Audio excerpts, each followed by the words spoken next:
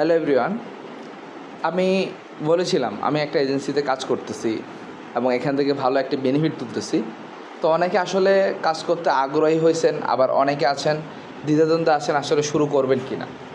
তো আমার আন্ডারে মেম্বাররা ডলার ইনকাম করতেছে কি না জাস্ট একটু দেখেন আমার আন্ডারে আপুরা ডলার আর্নিং করতেছে, ভাইয়েরা ডলার ইনকাম করতেছে, আমার কাছে উইথড্র দিচ্ছে।